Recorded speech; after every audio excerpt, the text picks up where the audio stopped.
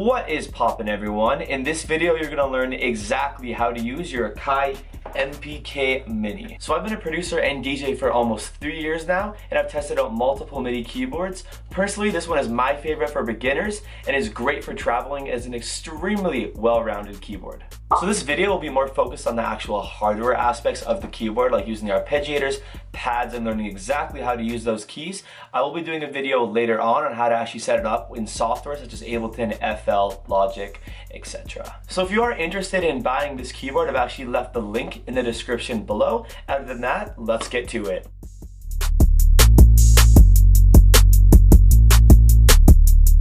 Okay, so the first thing that you're going to want to notice is actually on the top left, there's a little knob right there.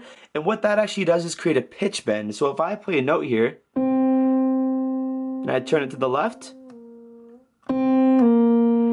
it'll create a downward pitch bend. And if I go to the right, it'll go up. And you can just play around with that.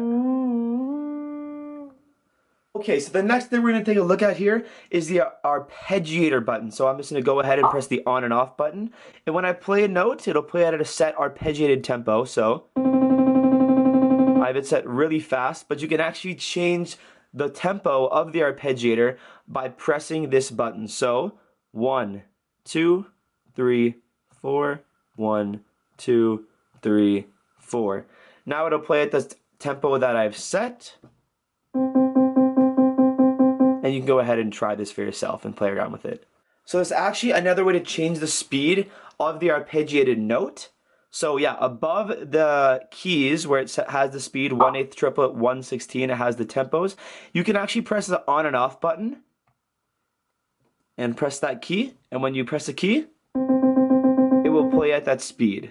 So I'm going to go here and go to 1/32 triplet. And it'll play faster. So you can just set that desired speed so you don't have to do it manually. Another great way to use the arpeggiator on this keyboard is actually by playing chords. So right now if I play a chord for you, it's actually playing the notes going downwards, and you can choose it going up or down. So if I hold the on and off button and I press up now, it'll play the chords going up in scale. So this is a really great feature that you can use and get super creative with. There's 10 octaves on this MIDI keyboard. If I press a key here, this will be the center octave, and it's pretty self-explanatory. If I press the octave up, it'll go up, and if I press it twice,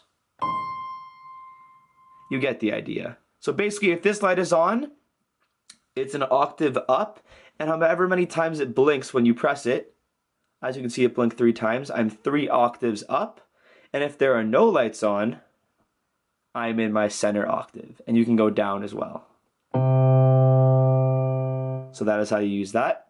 Okay, so the next 2 buttons you're going to want to notice are the full level and note repeat. And these have to do with the pads. So these are exclusively used for the pads. So if you don't have this full level button on, these pads will actually be pressure sensitive. It's kind of self-explanatory. So if I press it soft, you can barely hear it. But if I press it hard,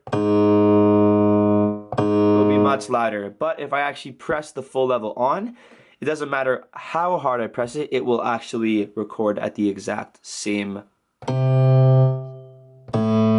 level. So, pretty self-explanatory. Look at the bottom right button right there. It says note repeat. Basically, if I play a pad regularly, it's just going to play it once. But if I hold this down, it acts as an arpeggiator. So, hold it down. And basically you can change the settings of this through your arpeggiator speed, which I showed before. So if you want to set it to a different speed, you have to go on, hold this down. I'm setting it to 1/32 triplet.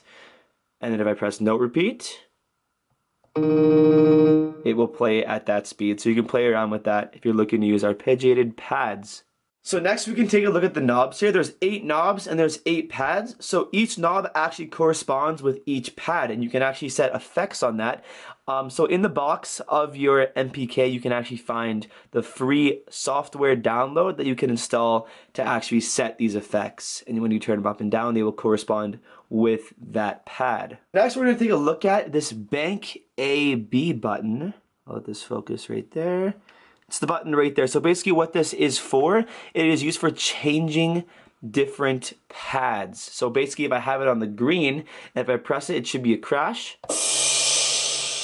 And it'll change all the pads. So if I press it again, this time it should be a snare.